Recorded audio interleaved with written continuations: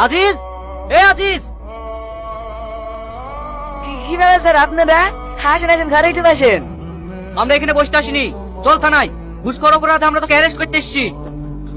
না না স্যার, আমি তো জীবনে ঘুষ খাইনি। ঘুষ খাসনি অফিসার?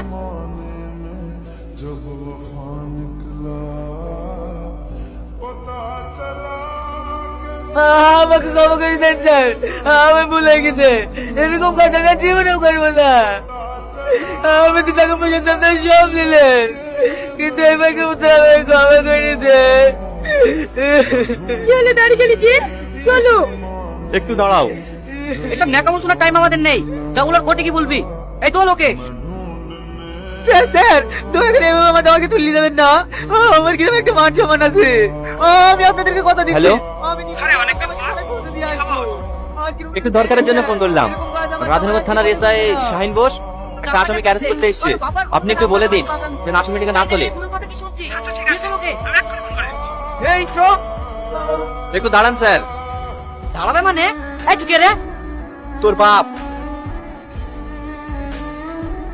ফোনটা এসে ফোনটা ধর।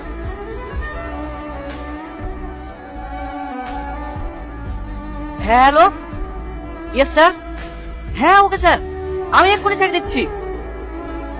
অফিসার, ও ওনাকে ছেড়ে দাও।